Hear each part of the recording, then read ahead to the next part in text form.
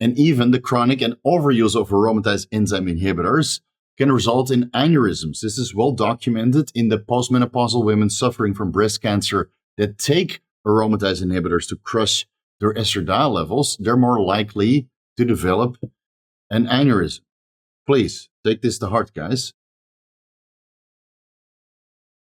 Vigorous Steve here. Let's talk about steroidogenesis inhibitors, or better yet, the real reason why your hormone balance is all out of whack. A lot of you guys don't think about drug interactions, so I'm going to make a couple of videos over the next couple of months to teach you about potential drug interactions, because one drug might inhibit the metabolism of another drug, or the complete breakdown and detoxification of several different drugs. This is something you have to realize before you start dabbling with particular PEDs or ancillaries. In this video, we're mostly going to talk about the ancillaries, which can inhibit the breakdown or several steps of the sex hormone and the neurosteroid cascades. So this video is all about how my life got turned upside down, and I'd like to take a minute just to sit right here to tell you all about how I became the prince of drug metabolism. Before we get into it, please like the video, leave a comment for the algorithm, and consider subscribing if you haven't already. And if you would like to support the channel, you can do so by joining either the YouTube or Patreon memberships, where you can vote for upcoming deep dives, or join the weekly Vigorous Q&A, which is always on Saturday, right? It's private for about an hour, maybe a little bit longer. Get all your questions in so you don't have to join the herds of Super Chat Superfloods. So let's get started with the earliest steps in the sex hormone cascade with 3-hydroxy-3-methylglutarate coenzyme A reductase, abbreviated to HMG-CoA reductase. This is the rate-controlling enzyme of the metabolic pathway that produces cholesterol and other isoprenoids. Keep in mind that statins, including monocolin K, which is the lovastatin equivalent found in red yeast rice, a natural supplement you can buy over the counter, statins and red yeast rice inhibit cholesterol synthesis as well as the normal functioning of the cell membranes and cell signaling. So you don't want to overdo the statins, because otherwise you miss out on all of the benefits that cholesterol has, including the synthesis into sex hormones and neurosteroids. So keep it in mind, use these statins or red yeast rice respectively, because otherwise you're going to have a ton of issues downstream, because this is the earliest steps that you have to pay attention to. Now, I'm not against statins. I'm not against atorvastatin or pitavastatin or rosuvastatin or so the other statins that we can choose from, but you have to respect them, because if you overdo it, again, you might get all of the side effects that are associated with statins, including some of the side effects that are coming from the red yeast rice, muscle pain or muscle damage, increased risk of diabetes, increased liver enzymes in the blood due to liver damage. Statins can also inhibit coenzyme Q10 production. So even if you're supplementing with ubiquinol or coenzyme Q10, you still might miss out on some of the benefits while you're using statins. And of course, some of these things are important for cardiac function, muscle contractions, antioxidant status, and overall glucose regulation. And if you're currently experiencing any of the side effects which are generally associated with statin use, keep in mind that there's always alternatives like ezetimibe, for example, or fish oil with every meal, or citrus bergamot, or daily fasted cardio, or improving your diet substantially. There's so many ways you can mitigate high cholesterol levels. You need a certain amount of cholesterol for your body to function correctly, right? And if you're on a boatload of steroids, you don't really have to worry about the sex hormones and neurosteroid cascade, because of course you can always supplement with those to super physiological levels if you do so desire, but you're still missing out on the cell membrane function and cell membrane signaling. So keep that in mind. Look for alternatives if you're having issues with the statins that you're currently using. Next one I want to discuss is 24-dehydroxycholesterol reductase, predominantly clomiphene, clomiphene citrate, also known as Clomid. This inhibits some of the steps of converting desmosterol into cholesterol. So this is one of the reasons why Clomid can actually reduce your cholesterol levels, besides pushing some of the cholesterol into the testes or the ovaries while you're using it, while luteinizing hormone and follicle-stimulating hormones are super physiological, right, during post-cycle therapy. Congenital hereditary gene mutations revolving around the 24-dehydroxycholesterol reductase enzymes can actually lead into desmosterolosis, which is a lethal condition caused by multiple organ malformations. It is only observed in infants. Still, it is of note that clomiphene can increase desmosterol levels by approximately 10%. Now, this is the clinical dose of Clomid, which is prescribed in cases of breast cancer. Still, it is of note that higher dosages of Clomid for longer periods of time can actually increase your desmosterol levels and reduce your cholesterol levels, which you would think is a good idea, but still, with long-term exposure might lead to all kinds of issues revolving around healthy cholesterol levels and cholesterol synthesis. And that's beside the fact, all of the known issues associated with clomid, particularly the zuclomiphene, right? And clomiphene has now been extensively studied individually, but some of the long-term evidence isn't really there. So let's just focus on clomid and not in clomiphene. That remains to be determined in a couple of years. Hopefully, fingers crossed. The ocular changes by blocking the estrogen receptors in the eyes, the reduction of serum IGF-1 levels, and the increase in liver enzymes, blocking the estrogen receptors in peripheral tissue, which would otherwise have the beneficial effects of estradiol, and of course, the clotting risk. So besides the inhibition of desmosterol converting into cholesterol, increasing desmosterol levels by approximately 10%, all of the other issues associated with clomiphene is one of the reasons why I don't like clomiphene monotherapy, right? Maybe look into clomiphene monotherapy if you want to increase your LH, FSH, and testosterone levels downstream. But clomid, all the more reasons not to take it. Moving over to Sterol 27-hydroxylase, which is predominantly converting cholesterol into 27-hydroxycholesterol, and thus is regulating the synthesis of bile acids, particularly anastrozole, Arimidex. One of the reasons why you see that cholesterol levels go up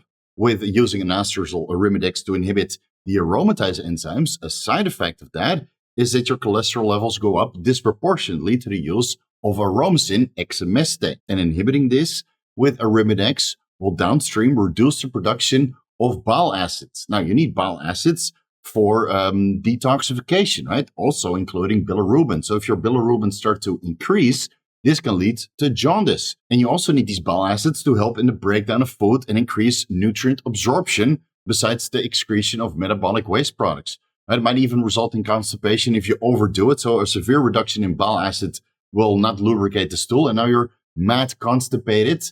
I don't think that's a common side effect of anastrozole, but it's something you have to keep in mind. If you go with Arimidex over aromasin, which is the one I prefer to keep serum estradiol levels in range, then if you go with Arimidex, cholesterol levels will go up, and the excretion of metabolic waste products, bilirubin, and perhaps the absorption of fat-soluble and water-soluble vitamins will go down. Keep this in mind. Next one, the cholesterol 7-alpha hydroxylase enzymes, which also help in the synthesis of bile acids.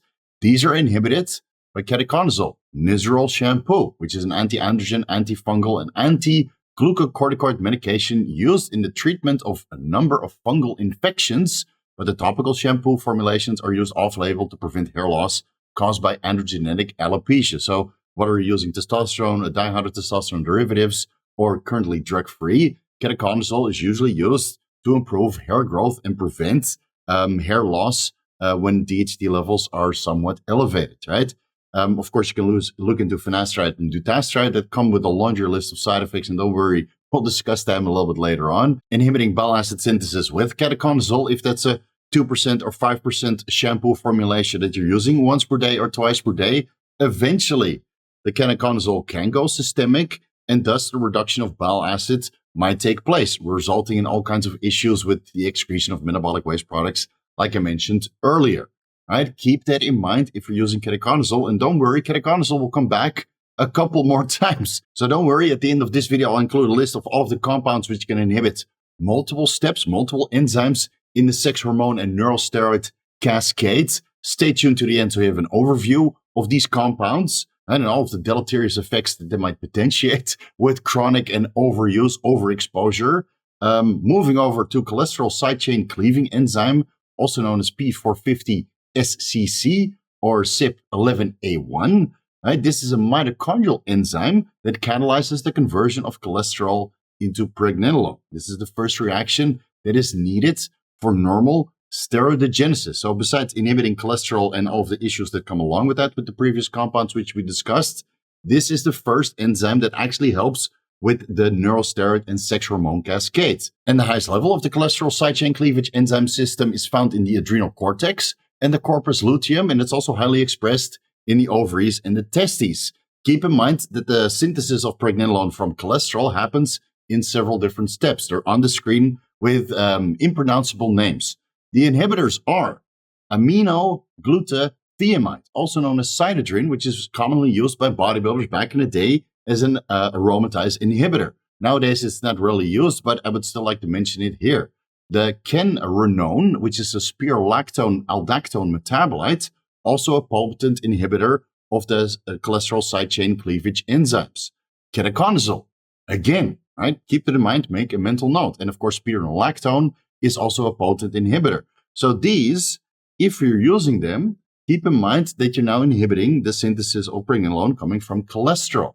So ketoconazole is already mentioned twice. And again, we will come back a couple more times in this video. And if you start inhibiting the synthesis of pregnenolone from cholesterol, you're already causing issues with the full sex hormone and neurosteroid cascade. And if you're on performance-enhancing drugs, you use anabolic androgenic steroids, cookie cutter HRT with testosterone, pregnenolone, and DHEA. This is not really an issue. But still, if you're currently drug-free and you're taking ketoconazole, you're inhibiting now multiple steps, right? Of course, you're not going to use Cytochrome if you're drug-free as an aromatase inhibitor because there's much better alternatives, and I believe that Cytochrome isn't even available. So keep in mind that if you're using Aldactone as an anti-androgen acne medication, which is generally recommended and prescribed for women suffering from hormonal acne, they run Aldactone for months in duration, and thus pregnenolone levels, DHA levels, DHA sulfate also, testosterone, estrogen, that might all come down. So one of its effects is by reducing sex hormone production and neurosteroid production, thus improving acne. And that's besides the blockade of the androgen receptor and now testosterone and dihydrotestosterone, which women also produce, albeit in trace amounts compared to men. Blocking the androgen receptor further improves hormonal acne. But you might not feel so good when all of your sex hormones are, getting into that subclinical level. So keep that in mind. For all the females out there, there are much better methods out there to control your acne. I have several different videos on this YouTube channel. You don't need to inhibit the sex hormone cascade. Don't worry, spironolactone, aldactone will make a comeback later on. Moving over to the 3-beta hydroxysteroid dehydrogenase enzymes, which catalyzes the biosynthesis of sex hormones predominantly in the adrenal glands, but they're also present in other steroid-producing tissues, including the ovaries, the testes, and even the placenta. In humans, there are two variants of the 3-beta hydroxysteroid dehydrogenase enzymes. It's the 1 and 2 variants. This enzyme is responsible for a couple different steps in the sex hormone cascade, including pregnenolone into progesterone, DHEA into androstenedione, 5-alpha androstenediol into testosterone, and androstenediol into androstenedione. So when you start inhibiting these enzymes, masculinity levels, 50%, right? You go from the alpha or sigma down to the beta levels or the gamma levels. Well, actually, gamma levels are quite okay if you're talking about masculinity. I mean, I think the Hulk is pretty damn masculine, albeit slightly enraged 24/7. Okay, the inhibitors of this enzyme are cyproterone acetate, also known as Androcur, which is a medication also prescribed for hormonal acne. Genistein, which is a naturally occurring isoflavone, actually described as an angiogenesis inhibitor and a phytoestrogen, and is found in several different naturally occurring food sources, including tofu, flava beans, soybeans, and even coffee, albeit that I couldn't really find any evidence that coffee can inhibit some of these enzymes and thus reduce the conversion of pregnenolone into progesterone or DHEA into androstenedione or androstenediol into testosterone, right? So again, some of the evidence is there that coffee contains genistein, but there's no evidence that coffee can actually reduce testosterone levels. Next one is gestrinone, which is the foundation of tetrahydrogestrinone, also known as THG or the clear, which was used to beat the drug test back in the day. Of course, this is a progestin-based anabolic steroid, so HPTA would be shut down anyway. Still, it would inhibit some of the earlier steps in the sex hormone cascade. And it's the same for metribolone, also known as methyltrianolone, basically the 17-alpha alkylated methylated version of trenbolone, so oral metribolone, and oxymethylone anadrol, potent 3-beta hydroxysteroid dehydrogenase enzyme inhibitors. So if you take metribolone, anadrol, or even coffee, potentially, but I'm more likely soybeans, right? So don't be a soy boy. If you take these, you actually inhibit some of the steps in the sex hormone cascade, resulting in all kinds of issues like loss of libido, loss of focus, dry skin, loss of motivation, weak tendons, joints, and ligaments, osteoporosis, cardiovascular issues. I mean, the list goes on because you're inhibiting multiple steps. So if you don't want that to happen, at least be on HCG to keep the hormone cascade going to a certain extent. So you're overcompensating for the metoprolol or exometalone or the tetrahydrogesterone that you might be taking, even though it's not really available. You have to be on cookie cutter HRT if you're going with oxymetalone to increase the pumps. Next one on the list are the 17-alpha hydroxylase enzymes, which are also found in the adrenal cortex, the ovaries, and the testes. This is a key enzyme in the steroidogenic pathway that produces progestins, mineralocorticoids, glucocorticoids, androgens, and estrogens, at least the earliest steps. You can see on the screen that it converts pregnenolone with several intermediates into dihydroepiandrosterone, as well as 17-alpha hydroxyprogesterone, which converts into androstenedione, which downstream converts into testosterone, right? So you might be inhibiting testosterone synthesis downstream. The inhibitors are canrenone, again, the spironolactone, aldactone metabolite, gestrinone, right, the foundation of the clear dihydrogestrinone, ketoconazole, Nizoral shampoo, spironolactone, aldactone again, and stanozolol, Winstrol, also a potent inhibitor of the 17-hydroxylase enzymes. So if you take Winstrol, right, again, you have to make sure that some of the neurosteroid supplementation and testosterone supplementation is in place, because HPTA downregulation and direct inhibition of sex hormone synthesis is going to take place. So an oxymetalone only cycle or a Winstrol stanozolol only cycle, bad idea. Don't do it, please. Kids, don't do it, right? Don't do these oral only cycles. It's stupid from a multitude of different angles. Next, 70-beta hydroxysteroid dehydrogenase enzymes, which helps with steroidogenesis and steroid metabolism. Dihydroepiandrosterone into 5-androstenediol and vice versa. Androstenediol into testosterone and vice versa. And estrone into estradiol and vice versa. Guess what the inhibitor is? Ethanol, alcohol. So if you drink a lot of alcohol, you can bet all of your testicles and your adrenal cortex on this fact that your sex hormone and neurosteroid balance will be off. Don't do it frequently. Don't do it daily. Don't be an asshole, right? Nobody's productive drinking alcohol every single day. If you want to celebrate every 2 months or every 3 months, like I mentioned in the previous video about how I manage my vices, set a goal, then you can drink some alcohol. Don't do it every day. Don't do it too frequently, because your sex hormone and neurosteroid balance will be off tremendously. And simvastatin, Zocor, another statin which we mentioned earlier, also terrible for these enzymes. All right, now we get into the juicy stuff. The 5-alpha reductase enzymes, there's 3 different isoforms. These help with the metabolism of testosterone into dihydrotestosterone and also bile acid synthesis. I'm sure you guys are all familiar with the use of finasteride and dutasteride. Even though dihydrotestosterone levels will go down, allopregnenolone levels will also go down, resulting in all kinds of cognitive issues. And because testosterone levels are now significantly higher than before the use of finasteride or dutasteride, you're more likely to convert this testosterone into estradiol. So gyno is an issue. Acne might be an issue. Water retention might be an issue. And, mood regulation might be harder to manage if your estradiol levels are really, really that high because the overexpression of aromatase enzymes, right? All kinds of issues can occur with 5-alpha reductase enzyme inhibition. Personally, I don't think it's a good idea because, the libido issues, you need some DHT for erectile quality and erectile strength and overall erectile length and girth, right? Like we mentioned in the DHT cream video. I don't think it's a good idea if you're solely using these 5-alpha reductase enzymes to prevent hair loss. There's much better ways to prevent hair loss than otherwise. Well, going bald isn't the end of the world, but not having a fully functional member in between your legs, I think that's worse than losing a little bit of hair here and there. But again, that's up to your preference.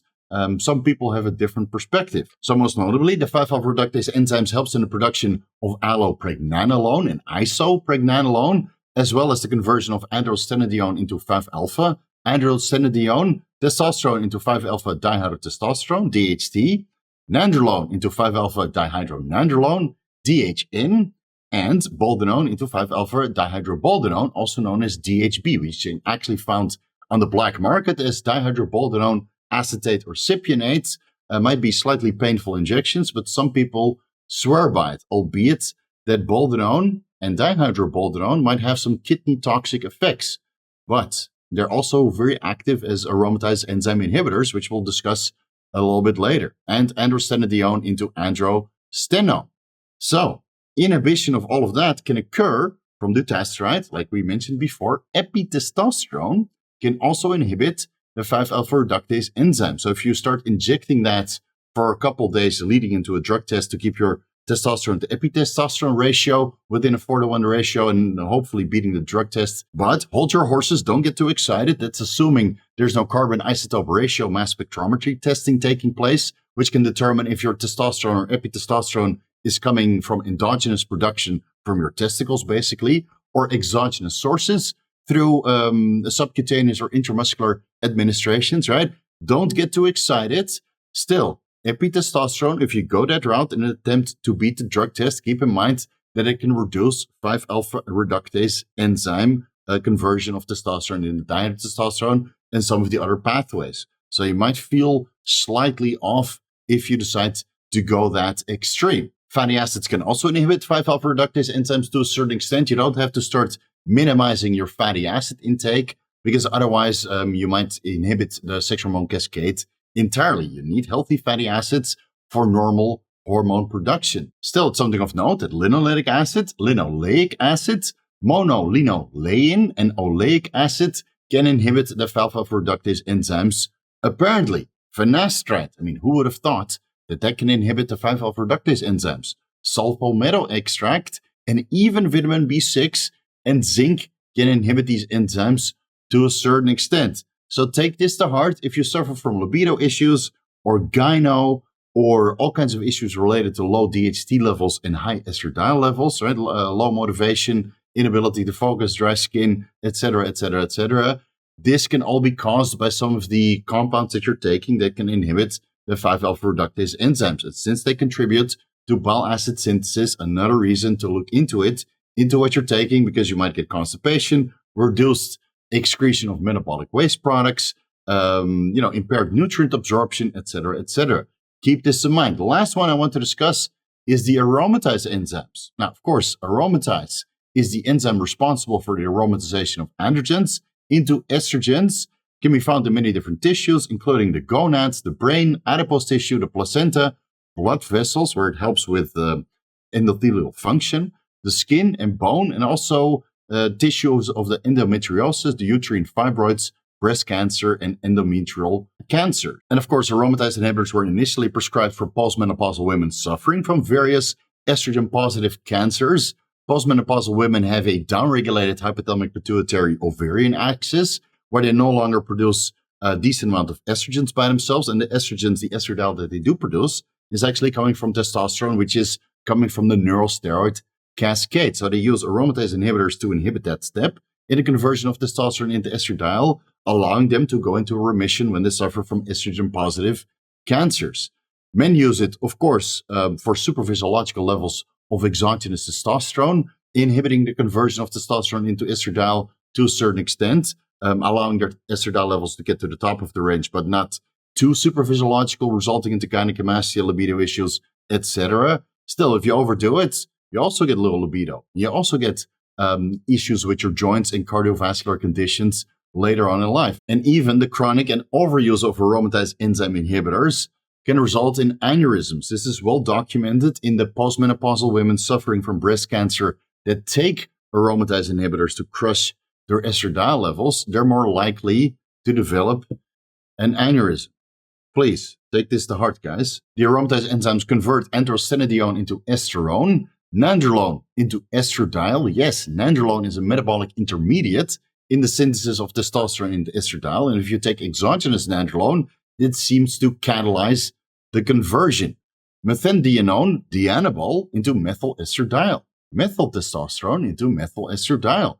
And testosterone into, you guessed it, estradiol, right? This aromatase enzyme can be inhibited with ATD, ADD, or some of the other boldenone metabolites, cytidrin, anastrozole, Arimidex, like I talked about earlier, ascorbic acid, vitamin C, DHT, dihydrotestosterone, and some of the dihydrotestosterone-based androgens. So that's, Winstrol, Anavar, Primobolan, Mastrone, albeit that the scientific evidence is quite limited. So ask any bodybuilder if their Mastrone or Primobolan keeps their estradiol levels within range, and they'll probably say yes. Exemestane, aromasin, as well as, you guessed it, fatty acids. I mean, who would have known that you can inhibit the aromatase enzymes and the 5-alpha reductase enzymes partially with healthy eating? All you need to do is focus on your fat intake, the linoleic and linolenic acid and some of the other variants of healthy fats.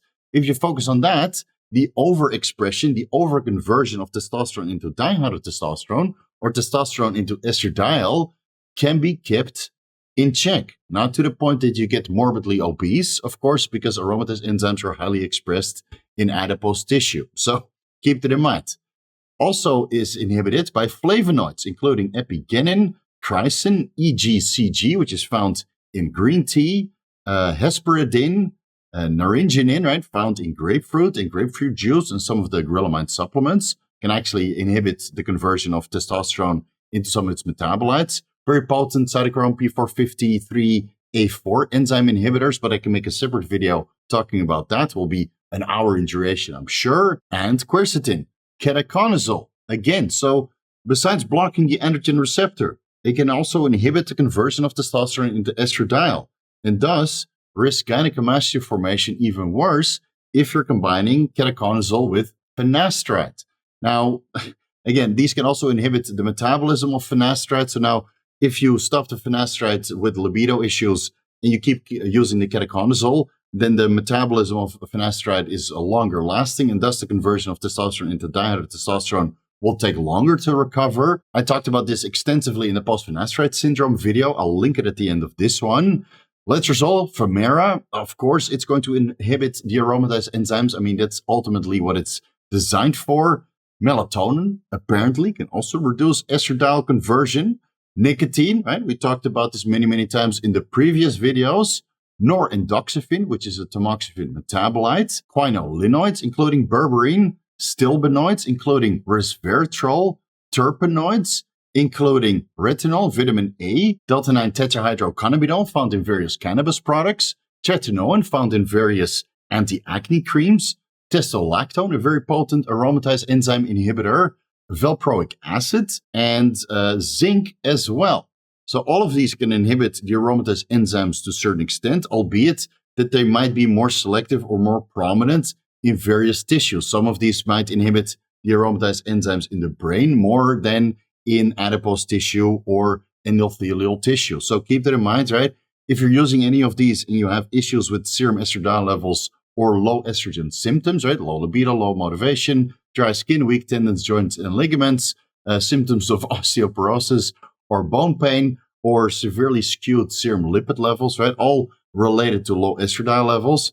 And even if your estradiol levels in serum might not be super low, maybe in the middle of the reference range, that doesn't mean that in the tissue, estradiol levels are not chronically low. So if you're taking one of these or a multitude of these, which is very likely that you're combining several different compounds which are known to inhibit aromatase enzyme activity in various tissues, and you have low estrogen symptoms, take some of these out and start eating a little bit better and just rely on fatty acids and maybe dinyl-methane, which can promote conversion of estradiol into estrone or estriol. All right, and I think that pretty much covers all of the steroidogenic enzymes and their potential inhibitors, which I wanted to cover in this video. Still, there's a couple other cytochrome P450 enzymes which helps with drug metabolism and drug excretion in the final steps of the sex hormone and neurosteroid cascades.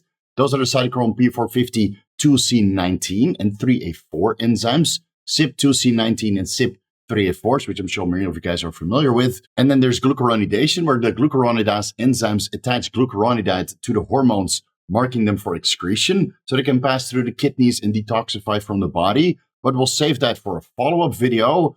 Finally, I want to go over 3 of the compounds which we mentioned inhibiting several enzymes at the end of this video, starting with ketoconazole, Nizoral, and whether those are the oral tablets which you use for fungal infections or the topical ketoconazole which you can find in shampoos, whether that's the 1%, 2%, 5% formula.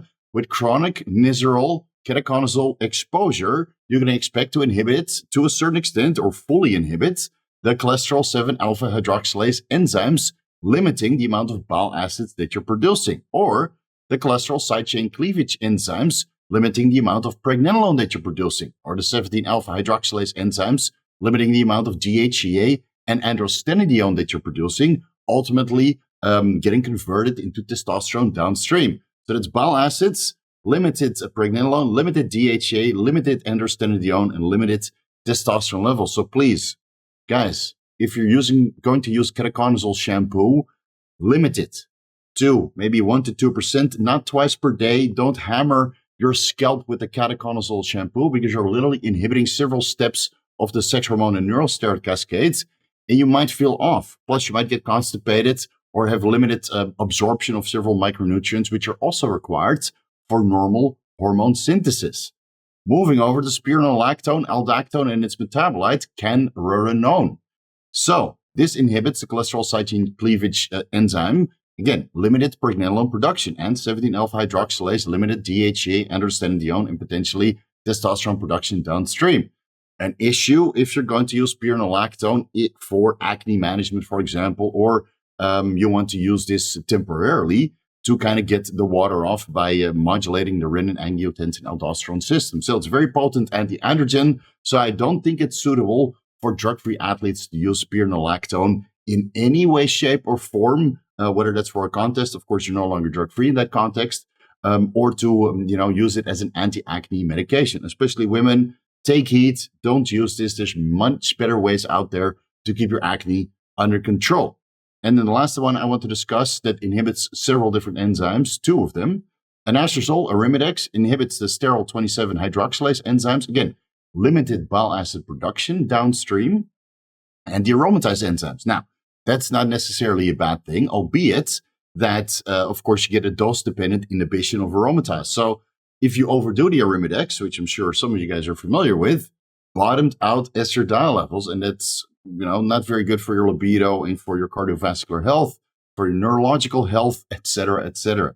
So if you're using any of these or in combination, you're now inhibiting multiple steps, and this is the sole reason why you're feeling off. Or maybe you do a conservative dose of 1 to 2% ketoconazole shampoo and anastrozole to kind of mitigate the effects of the finasteride that you're taking, because now there's more testosterone available and potentially converting into estradiol, and thus you use the anastrozole, the Arimidex, to kind of keep that in bay because you're still drug-free. So you have finasteride, anastrozole, and ketoconazole shampoo.